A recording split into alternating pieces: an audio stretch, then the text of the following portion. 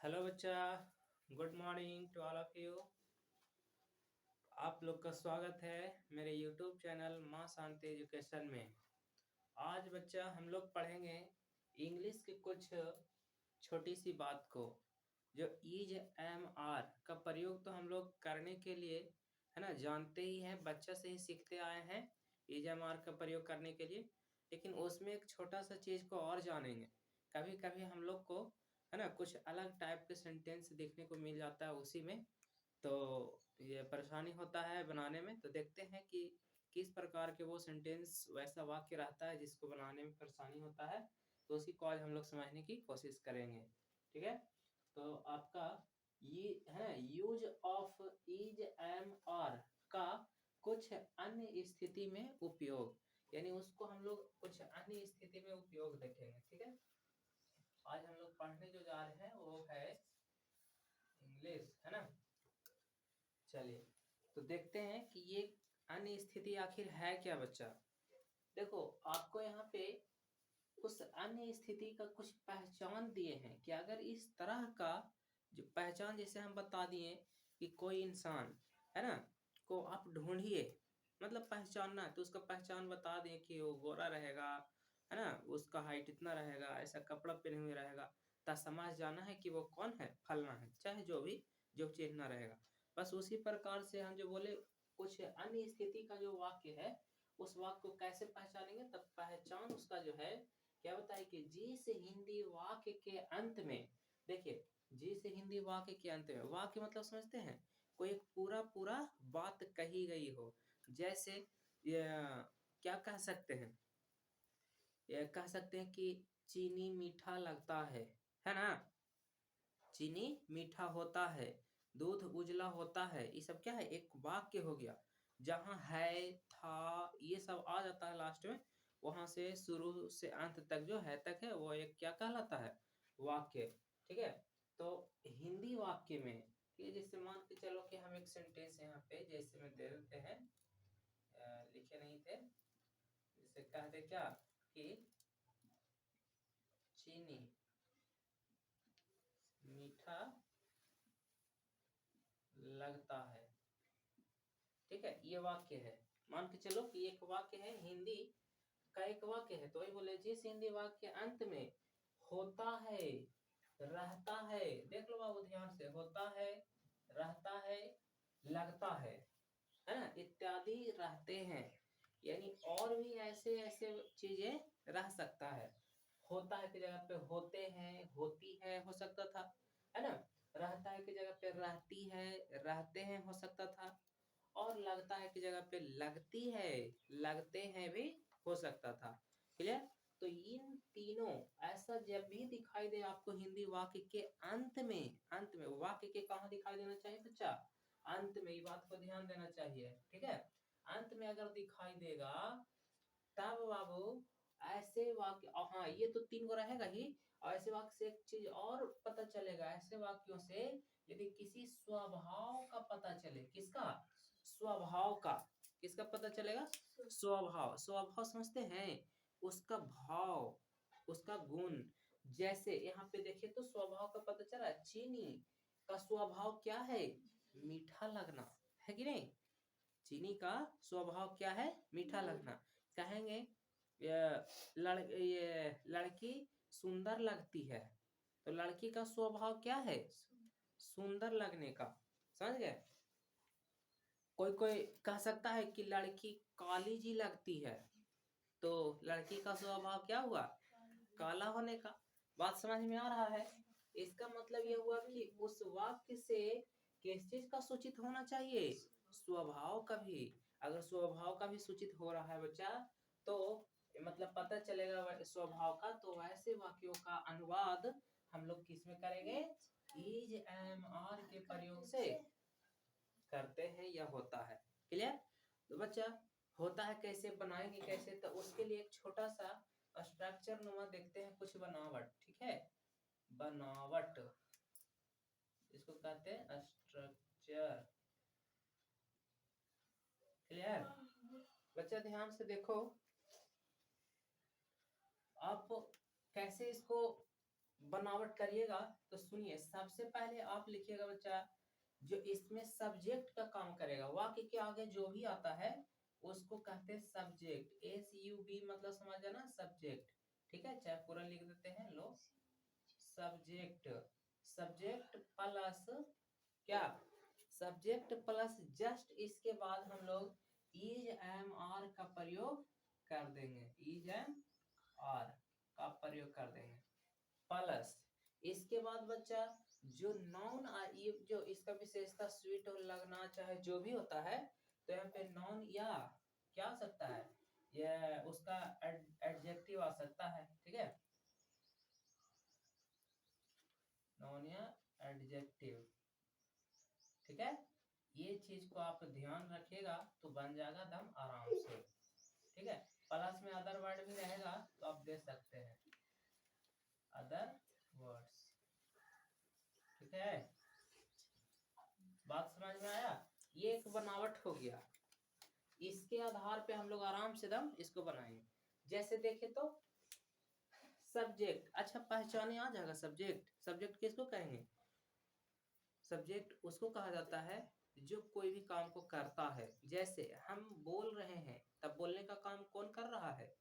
हम कर रहे हैं, तो हम सब्जेक्ट हो गए। आप लोग पढ़ रहे हैं, तब पढ़ने का काम कौन कर रहा है? आप लोग, तो आप क्या हो गए? सब्जेक्ट।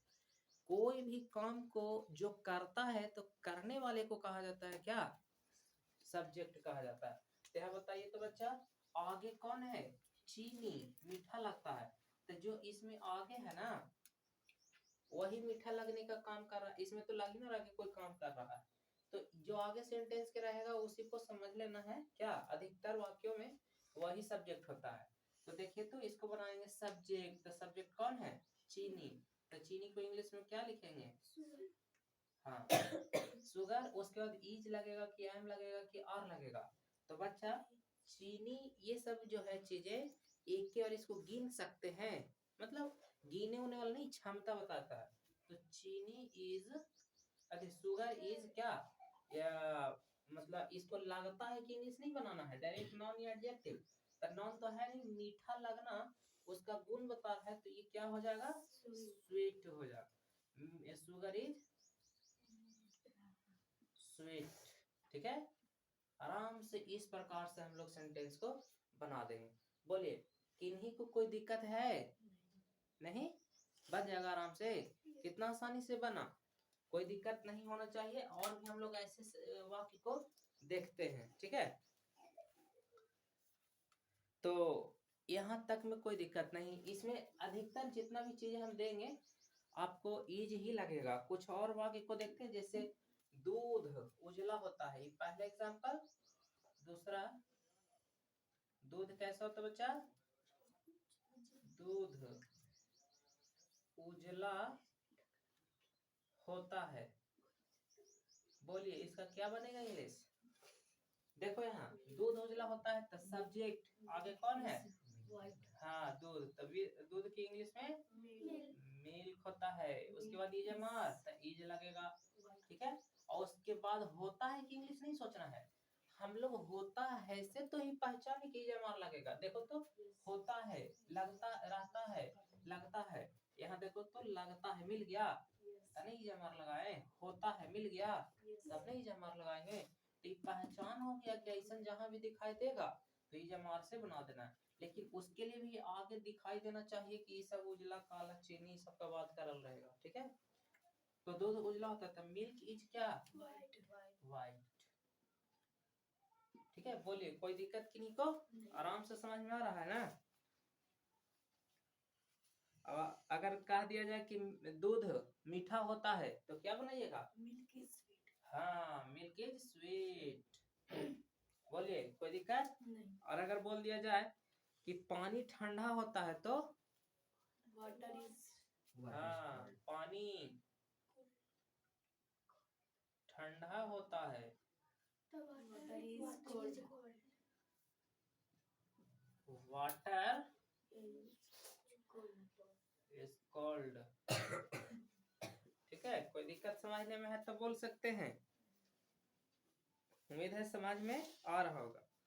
बच्चे नटखट होते हैं। 4-5 को एक पे एग्जांपल देते हैं। बच्चे नटखट होते हैं और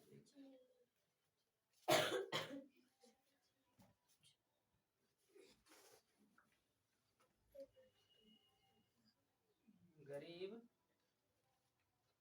ईमानदार होते हैं। गरीब लोग ईमानदार होते हैं क्या है, और अमीर लोग बेईमान होते हैं, है ना। सभी अमीर लोग बेईमान नहीं होते हैं। तो बच्चा यहाँ पे हम लोग आराम से इसको भी बना सकते हैं। देखिए कैसे, बच्चे का इंग्लिश क्या होता है, चिल्ड्रेन। चिल्ड्रेन। अब सुनिए, कोई कोई लिख देता होगा चिल्ड्रेन्स ऐसे, तो गलत है। लग रहा होगा कि चिल्ड्रेन मतलब एक एक बच्चा होगा, यहाँ बच्चे हैं। तो नहीं, चिल्ड्रेन ही तो बच्चे का रूप है। अगर एक बच्चा रहता ना तो चिल्ड्रेन नहीं लिखा था, चाइल्ड लिखा जाता फिर, ठीक है।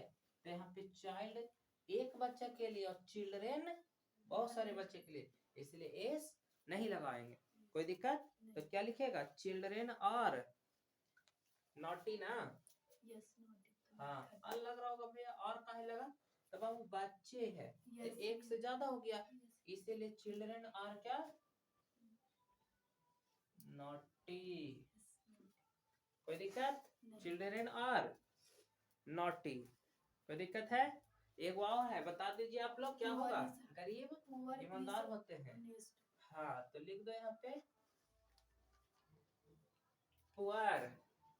अब गरीब ईमानदार होते हैं तो यहाँ पे एक एक गरीब की बात करेंगे तो द, हाँ द पुअर भी लिख सकते थे, क्योंकि स्पेशल बात है। तो यहाँ पे लिख दो क्या, पुअर। द पुअर कर दो, नहीं ज्यादा अच्छा रहेगा, काहे ना कि ज्यादा फोकस किस पे किया गया है, गरीब पे। तो द पुअर इज ऑनेस्ट। क्या पढ़ेंगे इसको, ऑनेस्ट, हॉनेस्ट नहीं, ठीक है, ऑनेस्ट। बोलिए समझ में आया? अब आपको हिंदी के वाक्य में क्या देखना है, होता है, रहता है, लगता है। अगर ऐसा दिखाई देगा तो ये जमार लगा देंगे सभी जगहों पे। नहीं, देखना है कि ये सब ऐसा चीज है कि नहीं है, ठीक है। अधिकतर जगहों पे इस तरह से आएगा, यहाँ पे कोई भी एडजेक्टिव दिया हुआ ही रहेगा, ठीक है। नॉन बहुत कम केस में रहता है, ज्यादा केस में क्या रहेगा, यानी ज्यादा वाक्यों में आपको एडजेक्टिव ही मिलने वाला है। क्लियर? तो उम्मीद है इतना आपको समझ में अच्छा से आ गया होगा। कुछ एग्जांपल्स हम देते हैं, अभी कुछ प्रश्न देते हैं जो आप लोग अभी बना के दिखाइए। ओके,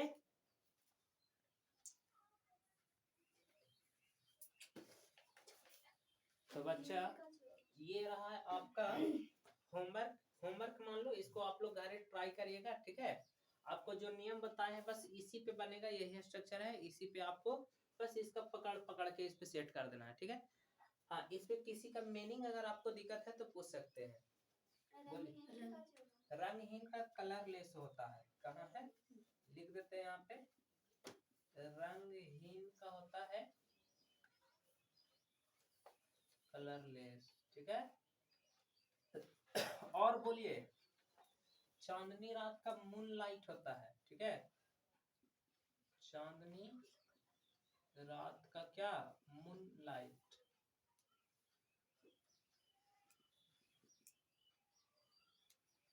और किसी का चाहिए, साधु का सेंट होता है,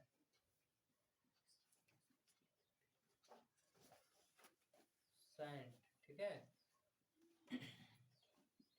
चांदी, चांदी का सिल्वर,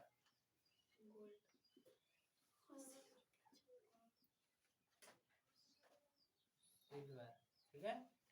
और सोना का गोल्ड होता है, तो जानते ही हैं। सुंदर, सुंदर का ब्यूटीफुल लिख दे, याद है, बोलो मीनिंग।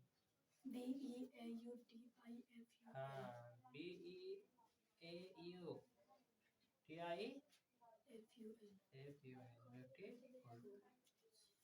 और किसका चाहिए,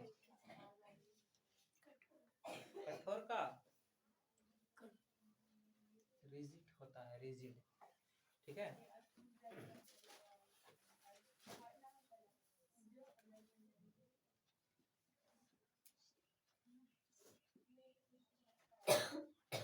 रिजिड, रिजिड मतलब कठोर। और